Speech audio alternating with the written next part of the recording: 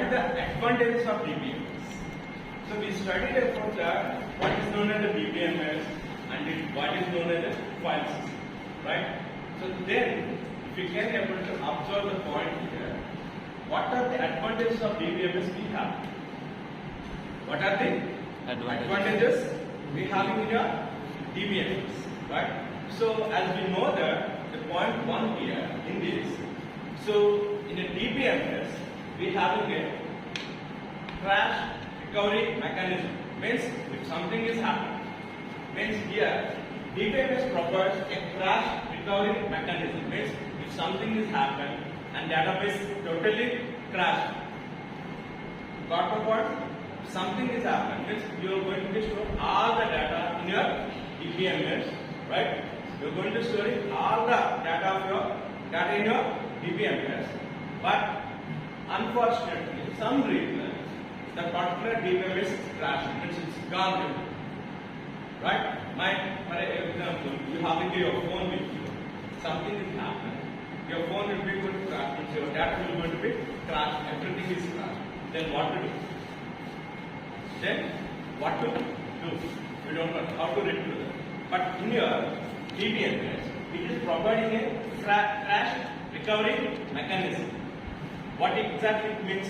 What exactly it means like your mobile phones, you having your Gmail ID, means your contacts, your information, everything will be storing on there, right?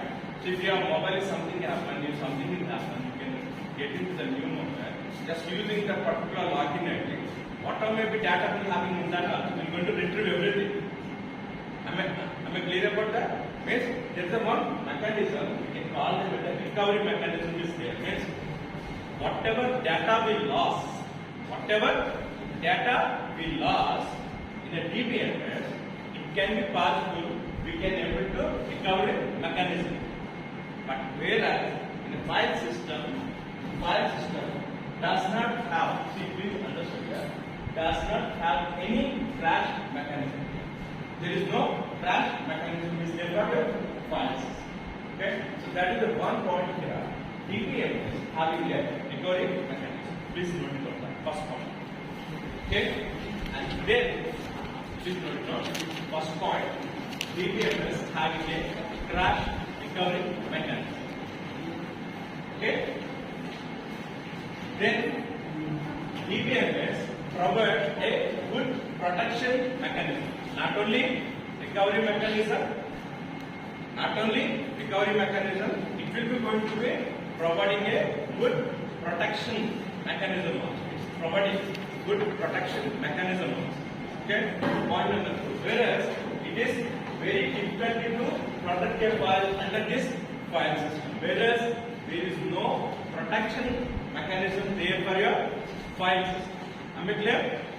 Here we are having a good protection mechanism, whereas in the file system we don't have any protection mechanism. Please note on the point.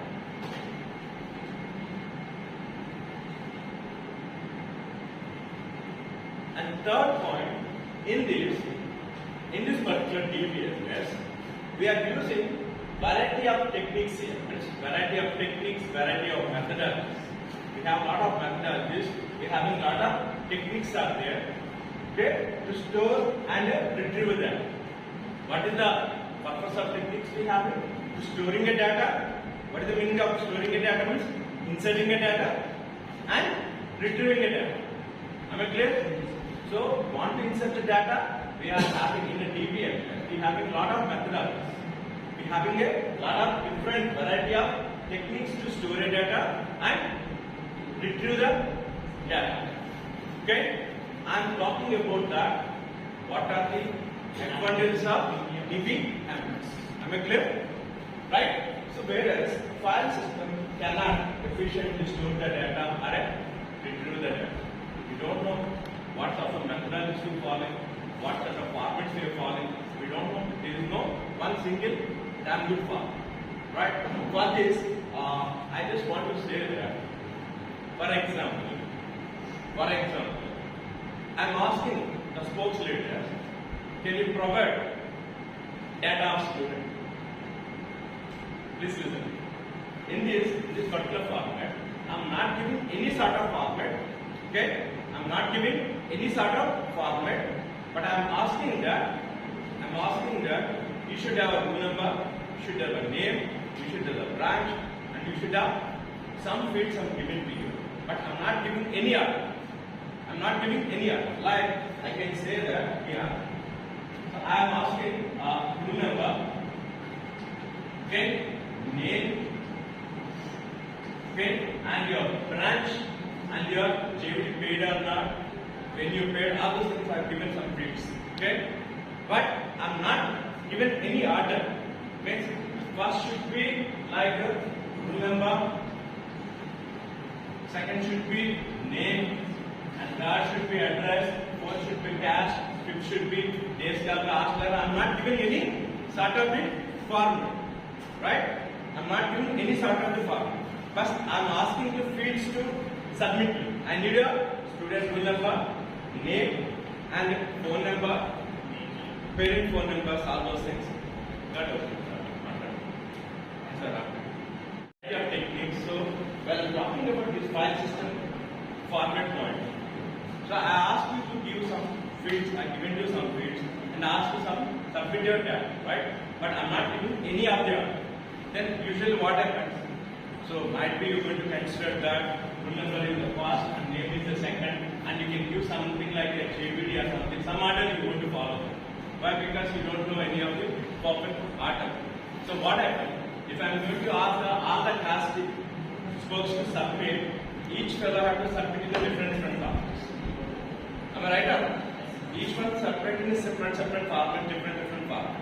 Then what happens? To take into the considerable that it will be really hard to understand. So that is the most of the disadvantage we have in a file system, right? And here I say that yesterday itself, Dbms having a wonderful concurrency feature. Means at a time n numbers also can be able to access the same data. You know, try to understand the word concurrent means at a time number of users can access same data and they can able to work on even though that we won't have any problem. That the best example we discussed yesterday that if you are having want to book a movie ticket, if you want to book a movie ticket, then the 10 tickets are available for you. And around 15 members of users try to book a ticket. What happens even though all 15 members are trying to book a ticket at a stage, it comes like having a methodology algorithm like first come first page, it will be going to allocating a ticket. Okay, so here the concurrence feature is there, Dbms. That's one very good example we have.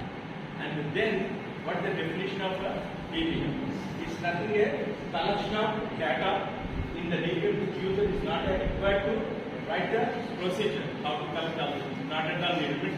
There's some standard methodologies there that can be followed. Okay, and again here we don't have any mechanism. File system is a collection of data. It's also a collection of data. But in this system, the user has to write everything, have to collect everything, have to write it, no. Right? And here, Dbms gives a variety of views. Means yesterday we seen that one example of your friend taking the expenses of 1 month. Okay, expenses of 1 month.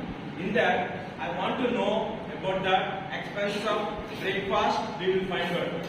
If I want to know what are the expenses for dinner, I can find out. Right? Means I have one data, I have some information with me. So using that, if I want to access any of the information, I can do that. I can know the information. I'm right or not? Means I want to know that what the expenses for only for transport, I can find it. If I want to know what is the expenses for lunch and dinner, I can find it. Means here, Dbms gives an actual view of the data. So, how you want that, we can find it. Right? So, this is about the Dbms and this is about the advantages of Dbms. Am I clear about this? Okay? So, what are the advantages? Can you, anybody please let me know that? Anybody? Good protection. It's having a good protection. Recovery is there. Protection is there. Right? And what is the next one we have it? is a exactly. It is having a concurrency, and you can able to see data how you want. Okay, these are the advantages with comparing with your file system. Okay, in that, which one is important? Banking database application. Transactions are very important. Why it is so? Means when I am talking about the banking sector, transactions are very important. Because every transaction is going to give the information of the bank transaction also, right? Then, as we discussed that yesterday, airlines database applications.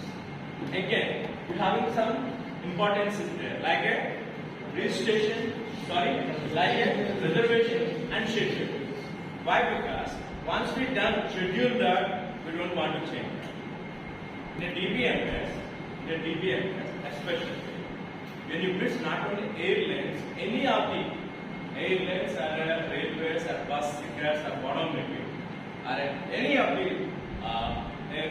things you have to consider. Right? So here, the schedulings are very important. Why it is important for scheduling? Once we done a schedule, we don't want to change it. If at all we change that, it will going to be impacting in use limits. It will be impacting in use limits. So here, especially, it will be considered as the schedules are very. At the same way, universities also having a registration and a grading system. Means without a registration, without a grading system, you can't run this.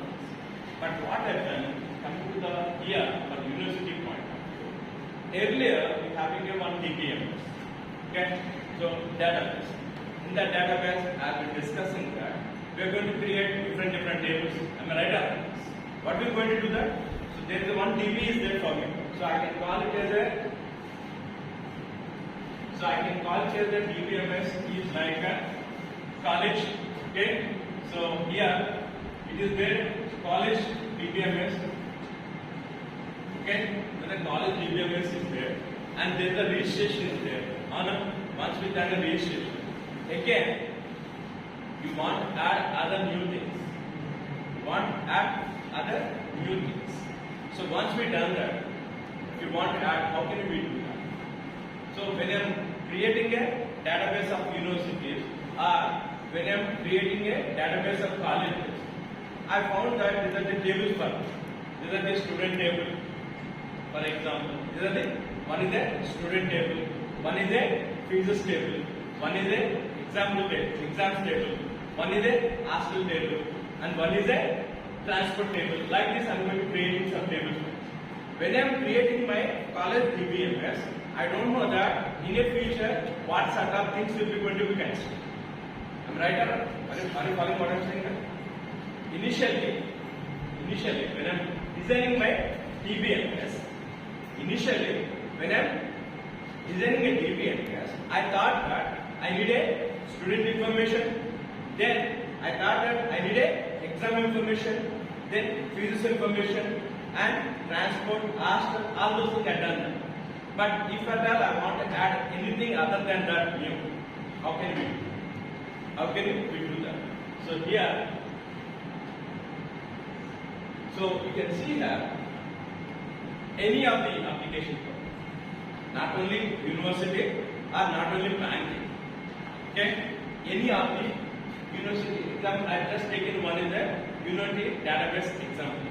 So you can see here application program example.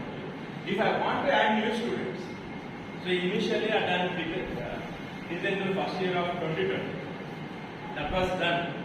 But when coming to the second year, there is a lateral students going to be added in that. Again, means I have flexibility in my database to add a new students again if I want. Am I clear? And again, after creating a database, after creating a DBMS, after start working on that, if at all I want to add any of the new things there, new items. Like here, I want to add a new student or new instructor, or I want to add new infrastructure. When I'm starting that, I never thought that I should have a projector, I should have something else. Later, we added something like that projectors also. when designing my database, I never thought that I should have a records of those things. But after that, I want to add everything in there. Means whatever items we want to add in the DBM, it should be flexible. It should be flexible. You can have an image about that. You are having a banking account, right? So everybody created a banking account around maybe 2000 at the time, right? You have a bank account. I'm right on. Have a bank accounts before 2000. After 2000, think about that. The government of India decided that there's a one Aadhaar number should be there for everyone, right? There's an Aadhaar number should be there for everyone. So you already having an account, already your data is there. Now, government of India saying that every bank holder must and should connect with your Aadhaar. Then what to do? Already you have a databases, already you have a Dbms, already banking sector, already having that. Now, what I want to do? I want to add one more item in your DBM. Means once you are designing up any of the DBMs, it should be flexible. It should be flexible to add any items. Not only add items, it should be update the items. It can be rename the item names also, and it can be delete. Am I clear? If you want to add new, you have to add. If you want to update that, you have to update. If you want to delete, you can delete that. Means your DBMS or your database or anything should be like a flexible to make sure every sort of things. We don't know. Today we are here. After 4 years, what sort of information is people going to ask? We don't know that. So it should be flexible. It's not like that. It's not that banking sector people are asking, please link with the Aadhaar number. So software designer, might be you are the one software developer at the time. Now you are saying that, sir, in this application, it's not possible to be added an Aadhaar number. Then what to do? You understood what I'm saying there? Already everything is there for you. Now I want to add one Aadhaar number. You are saying that, sir, it's not possible. Now I can say, is that a good database? Is that a good DBMS we have? It won't. Okay. So that's a very, very important point we have. So this will be there. The earlier days, database applications were built directly at the top of the file systems. Means it's not like that simply. We are not working on that to designing about any of the databases. Again, in databases, what sort of attributes is required and what sort of entities will require. Okay? Right. Okay. So we'll see with this. Yesterday we discussed about this, right? Yesterday we discussed about a hierarchical model, networking model, and a relational. So I'm saying that different database models. We having a different database model. Please note it on that. What are the different database models we have? One hierarchical model, and another one networking model, and your third one is a relational. Please note it.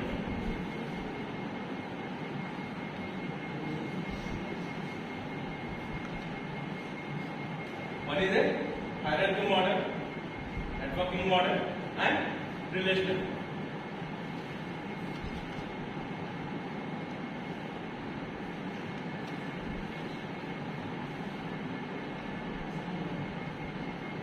Please try to draw this diagram also.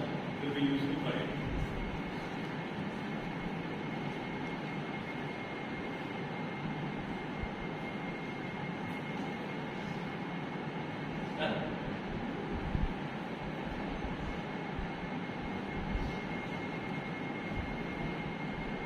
So what exactly database code? Okay, what exactly database code? What it does, you can see here a set of rules and a standard to define how the database organizes. What is the use of this?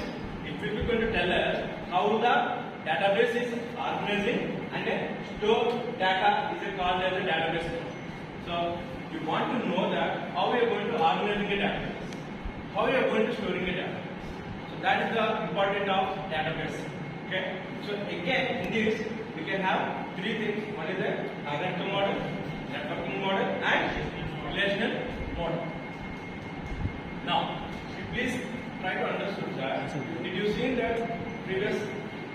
you're having a data structure, right? You're having a Python. So I hope you know about the tree structure, all those things. You know about this. Now, what exactly hierarchical model? Please understood that the word itself saying that hierarchical means top to bottom. The hierarchy means something is there, one order, right? There may be some hierarchical order. Because hierarchical means there should be some order have to follow. In general, what it says that if I am going to ask you what is the hierarchy for any of the college organization, there may be the chairman service there, followed with the principal, and followed with the HODs, and followed with the staff and student. If I am going to talk about the staff hierarchy, anything like that. If I am going to talk about the student hierarchy, again, you can say that here branch, again branch, again here, and the class and the spoke, leaders, something like that we have hierarchy, right? Means if you want to reach anyone, how to follow the hierarchy, top to bottom. Now you can see that in the hierarchy model, arrange records in a hierarchy like a organization chart. So what we are doing, we are putting everything in one order. So here you can see that top to bottom. Okay. Now you can see here each record type in the model is called as a node as a segment. What we call in this? We can call them as a node. We can call them as a node. Okay. Node are a segment. And please try to understand that the next one is very, very important. A node represents a particular entity. Particular entity means yesterday we seen that one example.